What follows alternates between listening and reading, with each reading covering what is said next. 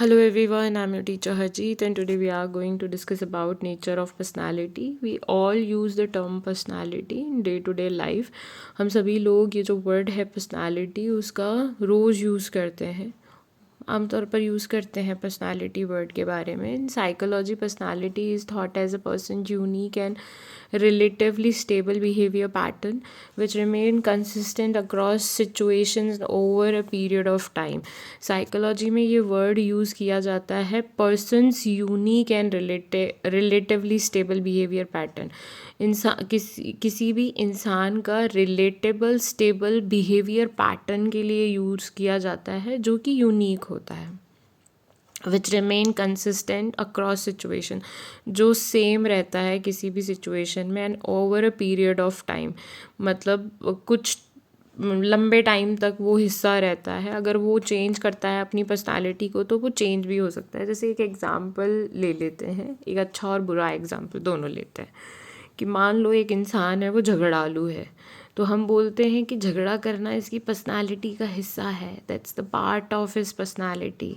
तो यहाँ पे एक बिहेवियर पैटर्न है, स्टेबल बिहेवियर पैटर्न, मतलब लंबे टाइम से चला आ रहा बिहेवियर पैटर्न है. दैट रिमेन कंसिस्टेंट, जो कंसिस्टेंट है, हम हमेशा ही वही पैटर्न दिख रहा है. And that is unique also, क्योंकि झगड़ा कर रहा है वो. Now there is a one more person who is very calm, वो बहुत शांत है इंसान, ना वो झगड़ा करता है ना कुछ करता है. कोई झगड़ा भी हो रहा हो तो वहाँ से मुड़ के वापस चला जाएगा. Then again this is a stable behaviour pattern that remain consistent, जो कंसिस्टेंट रह रहा है, चेंज नहीं हो रहा है किसी भी सिचुएशन में. That's also uniqueness. आगे देखते हैं. The term personality has been defined in diverse way. Allport in 1937 gave a very popular definition of personality which is still referred by scholars according to him. तो एक बहुत ही popular definition है personality की जो ऑलपोर्ट ने दी थी इन 1937 में, जो बहुत ही पॉपुलर है. आज भी स्कॉलर्स इसको यूज़ करते हैं. तो अकॉर्डिंग टू हिम उन्होंने क्या बोला, personality is a dynamic organisation within the individual of those psycho physical system that determine his unique adjustment to his environment. तो इसको समझने की कोशिश करते हैं कि ये बोलना क्या चाहते हैं. Personality is a dynamic organisation. Personality एक पूरा ऑर्गेनाइजेशन है, यानी हमने बचपन से लेके जब तक हम एडल्ट हुए हैं और जब तक हम जी रहे हैं, जितनी भी चीज़ें हमने अपने आसपास में देखी हैं और अपने बिहेवियर में अपना ली हैं, अपने एक्शंस में अपना लिए, वो एक पूरा डायनामिक ऑर्गेनाइजेशन है जो बचपन से अभी तक डेवलप हुआ है हमारे साथ में, और जिससे हमारी पर्सनालिटी क्रिएट हुई है. पर्सनालिटी एक दिन में क्रिएट नहीं होती है. हम जो देखते हैं, हम जो सोचते हैं, हम किसी को करते हुए देखते हैं, किसी को मॉडल, हम रात दिन किसी न किसी को मॉडल कर रहे होते हैं अपने घर में, अपने फादर को, अपने मदर को, अपने ब्रदर को, अपने पड़ोसी को, टीवी एक्टर को. तो ये एक पूरा ऑर्गेनाइजेशन है हमारा पर्सनालिटी, हमारी लाइफ का, with in the individual of these psychophysical system. मतलब मान लो कोई इंडिविजुअल है, साइकोफिजिकल सिस्टम यानी हमारा साइको यानी माइंड, फिजिकल हमारा बॉडी हो गया, तो दोनों मिलके हुआ साइकोफिजिकल सिस्टम, यानी हमारा बॉडी और माइंड मिला के जो एक सिस्टम बना, दैट्स अ पर्सनालिटी. मतलब आप एक देखते हो भारी पर्सनालिटी किसी की, कोई मतलब अच्छे कपड़े पहनता है, या अगर हम किसी मेल की पर्सनालिटी ले तो अच्छी दाढ़ी बनाता है, ग्रूम करता है अपने आप को, तो वो हो गया बॉडी पर्सनालिटी. वो जिस तरीके से बात करता है दैट्स हो गया साइको पर्सनालिटी. तो that's come under psychophysical system that determines his unique adjustment, जो डिटरमाइन करता है उसकी यूनिक एडजस्टमेंट जो वो एनवायरनमेंट के साथ करता है. अब ये यूनिक एडजस्टमेंट कुछ भी हो सकता है, कि वो एडजस्टमेंट कर रहा हो गुस्सा होके, वो एडजस्टमेंट कर रहा हो काम होके, वो एडजस्टमेंट कर रहा हो लोगों से दूर रह के, वो एडजस्टमेंट कर रहा हो अपने काम से मतलब रख कर. तो ये डिपेंड करता है कि उसने क्या चूज़ किया है अपनी लाइफ में. Psychologists have approaches approach personality from different perspective. Psychologist personality को डिफरेंट पर्सपेक्टिव से देखते हैं। Each of these perspective explain some aspect of personality. ये जो पर्सपेक्टिव है हर तरीके के एस्पेक्ट बताते हैं पर्सनालिटी के। Now let us study in brief about some of these perspective. तो आइए इन पर्सपेक्टिव के बारे में जानते हैं कि क्या है ये perspective. The trait perspective tries to describe personality in term of various traits. जो ट्रेट्स पर्सपेक्टिव है वो पर्सनालिटी को डिफरेंट ट्रेट्स के हिसाब से बताता है। Some time the traits are grouped into cluster. कुछ टाइम जो ये ट्रेड्स थे ये ग्रुप्ड होते हैं क्लस्टर के रूप में। These cluster are called type. जो ये क्लस्टर हैं उनको बोलते हैं टाइप, कि डिफरेंट टाइप की पर्सनालिटीज़ होती हैं और ये पर्सनालिटीज़ हो सकती हैं इंट्रोवर्जन एंड एक्सट्रोवर्जन, जिसको हम इंट्रोवर्ट और एक्सट्रोवर्ट बोलते हैं। तो 2 पर्सनालिटी टाइप हैं। तो इस पर्सपेक्टिव को अगर हम देखें तो ये कॉम्बिनेशन है डिफरेंट ट्रेट्स और कैरेक्टरिस्टिक्स का, जो मेकअप करता है हमारी पूरी पर्सनालिटी को हम कैसे हैं। तो ये 2 क्वालिटीज़ होती हैं, जैसे आउट गोइंग जिसको हम बोलते हैं, जो बहुत ज़्यादा टॉकेटिव है, बहुत ज़्यादा आउट गोइंग है, और दूसरा हो गया शाय जिसको हम बोलेंगे introvert. Sometimes these traits are grouped into broader categories। ये जो ट्रेट्स होते हैं वो ब्रॉडर कैटेगरीज में हम बोलते हैं, जिसको हम इंट्रोवर्ट और एक्सट्रोवर्ट बोलते हैं। यहाँ पे हम एक एग्जांपल लेते हैं। 2 फ्रेंड्स हैं मान लो, एक का नाम सारा है, दूसरे का नाम जॉन है। जो सारा है वो आउट गोइंग है और ये हमेशा दूसरे लोगों से मिलती रहती है, घूमती रहती है, नई थिंग्स ट्राई करती रहती है। अब ये जो जॉन है वो बिल्कुल इंट्रोवर्ट टाइप पर्सन है। वो प्रेफर करता है चुप रहना और वो प्रेफर करता है किताबें पढ़ना, वो अपने आप में खुश रहता है। तो ये 2 एग्जाम्पल हमें बताते हैं 2 डिफरेंट पर्सनालिटी ट्रेट्स के बारे में। एक है इंट्रोवर्ट और दूसरा है एक्सट्रोवर्ट। अब देखते हैं दूसरा। The psychodynamic perspective calls attention to unconscious needs and conflicts as well as the influences of earlier stages of development on our lives. Sigmund Freud, a noted psychologist, provided the core concept of this perspective. अब जो साइकोडाइनमिक perspective है इसका जो core जिस psychologist ने बताया था that is a सिगमुंड Freud. मेरे फेवरेट साइकोलॉजिस्ट हैं ये।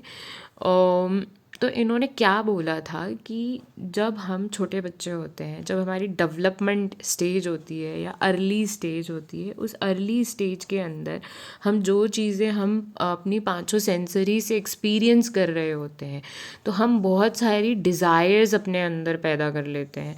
मान लो हमने बचपन में किसी को कार से खेलते हुए देखा, वो रिमोट वाली कार से खेलते हुए, और हमें वो मिली नहीं, तो हमारे दिमाग में एक डिज़ायर बन गई। तो अब हम क्या करेंगे, हम अपने बच्चों के लिए वो काम करेंगे कि हाँ हमारे बच्चे होंगे, हम पैसा अर्न करेंगे, उनको वो सारी चीज़ें देंगे। तो ऐसे ही हमारे अंदर बहुत सारी अनकॉन्शियस डिज़ायर्स होती हैं जो दबी हुई होती हैं, जो हिडन होती हैं, जो हमारे बिहेवियर का हिस्सा होती हैं, जो हमें पता ही नहीं होता है कि these are the part of our behaviour. So this one focuses on how our consciousness, thoughts, needs and past experience shapes our personality। तो ये बल देती है या जोर देती है पर्सपेक्टिव कि किस तरीके से हमारे थॉट्स, नीड्स, हमारे पास्ट एक्सपीरियंसेस शेप करते हैं हमारी पूरी पर्सनालिटी को। This is like saying there are hidden forces. ये बिल्कुल ऐसा बोलने जैसा है कि हमारे बॉडी के अंदर, हमारे दिमाग के अंदर कुछ हिडन फोर्सेस होते हैं जो हमारे बिहेवियर में दिखते हैं, हमारे बिहेवियर को शेप करते हैं, जो हमें समझ में नहीं आता कि एक्चुअली कहाँ से शेप हो रहे हैं। वो हमारे बचपन से शुरू हो जाते हैं शेप होना, और ये चीज़ें हिडन होती हैं हमारे दिमाग में, अनकॉन्शियस माइंड में। इसको एक एग्जाम्पल से समझते हैं कि मान लो एक इंसान है और जिसको पब्लिक स्पीकिंग से डर लगता है, वो पब्लिक स्पीकिंग कर ही नहीं पाता है, उसको स्टेज पर खड़ा कर लो वो डरना शुरू हो जाता है, वो नर्वस हो जाता है। तो मे बी इसके पीछे हिडन रीज़न हो सकता है कि उसके साथ बचपन में ऐसा कुछ हुआ हो, या कुछ ऐसा उसके साथ हुआ हो, या बोला गया हो, उसको डिमोटिवेट किया गया हो, या उसको किसी दूसरे को ऐसा करते हुए देखा हो और उसने जब खुद ट्राई किया हो तो उसको डर लगा हो, समथिंग हैपेंड विथ हम जो उसको रोक रहा है पब्लिक स्पीकिंग के लिए। So now come to the next type, which is the social culture perspective. Highlights the importance of the social and cultural environment. In view of this theory, our personality and behavior patterns are acquired through uh, interreaction inter interaction, sorry, not interreaction, interaction with others and adaptation of social and cultural norm. तो ये जो perspective है हमारा, ये कैसे बनता है? जैसे हम एनवायरनमेंट में रहते हैं, जिस तरीके के कल्चर में रहते हैं, वहाँ से हमारा पर्सपेक्टिव बनना शुरू हो जाता है। In view of theory are personality and behaviour pattern acquire, और जैसे जैसे जिस सोशल कल्चर में हम लोग रहते हैं वहाँ से हमारा बिहेवियर पैटर्न बनना शुरू हो जाता है। थ्रू इंटरेक्शन विथ अदर, मतलब जैसे हम बाहर लोगों को देखते हैं वहाँ से भी हम चीज़ें अडाप्ट कर लेते हैं। अगर हमारी सोसाइटी में कुछ कल्चर या नॉर्म्स या रूल्स हैं, हम उनको भी अडाप्ट कर लेते हैं और हम उन्हें अपना हिस्सा मान लेते हैं कि हाँ, these are the part of our life. जैसे मान लो कि हमारे एनवायरनमेंट में अगर कुछ वैल्यूज़ हैं, कुछ कल्चरल वैल्यूज़ हैं, हम उनको अपना हिस्सा बना लेते हैं कि these values are part of our life. जैसे जापानीज़ कल्चर की बात करें हम, तो वो बहुत ही रिस्पेक्ट देने वाला कल्चर है वहाँ का। क्लीनिंगनेस को जिस तरीके से वो लोग ध्यान रखते हैं, लाइफ के हर पर्सपेक्टिव के ऊपर वो ध्यान देते हैं, हेल्थ पर वो ध्यान देते हैं, तो that is the part of their culture. और मोस्ट ऑफ द आबादी वहाँ पर यंग दिखती है। तो जिस तरीके का कल्चर और लाइफ उनका है, जिस तरीके के बिलीफ सिस्टम है उनके, जिस तरीके के पर्सपेक्टिव है, that's making them more happy, reliable and like more happy go lucky person. They respect other people, they clean their house very what we can say regularly and frequent way. So socio culture से भी बहुत impact पड़ता है personality के ऊपर। So the fourth and last approach is the humanistic perspective. Emphasize the enormous potential for freedom and growth present in each one of us. It is a view which is optimistic and emphasizes on positive aspect of life and potentialities. तो जो humanistic approach है वो emphasise करती है freedom के ऊपर, growth के ऊपर, present in each one of us, जो हमारे अंदर ही मौजूद होती है जो फ्रीडम, उसके ऊपर ये ज़ोर देती है। ये बहुत ही ऑप्टिमिस्टिक व्यू वाली पर्सपेक्टिव है, जहाँ पर हम देखते हैं कि लोग अपने आप को पॉजिटिवली प्रेजेंट करते हैं, emphasise on positive aspects, emphasise करते हैं लाइफ के पॉजिटिव एस्पेक्ट्स और पोटेंशियलिटी कि हम ये कर सकते हैं। This perspective sees people as a having the potential. ये पर्सपेक्टिव देखता है कि हर इंसान के अंदर ग्रोथ और ग्रो होने का पावर है। मेनली ये जो पर्सपेक्टिव होता है वो साइकोलॉजिस्ट का होता है, क्योंकि वो हर इंसान को ऐसे देखता है कि हर इंसान में ग्रो होने की ताकत है। वो उनको पॉजिटिव ट्रेट्स की तरफ ले जाते हैं। Focus on positive aspect of life, जो एक साइकोलॉजिस्ट होता है वो जोर देता है कि भाई लोग पॉजिटिव एस्पेक्ट की तरफ देखें। Like our ability to make choices, तो हमारी एबिलिटी है कि हम चॉइसेस बना सकते हैं अपनी लाइफ में, और हम किस चॉइस को चुनते हैं, हम किस तरफ जाना पसंद करते हैं, ये हमारे ऊपर है।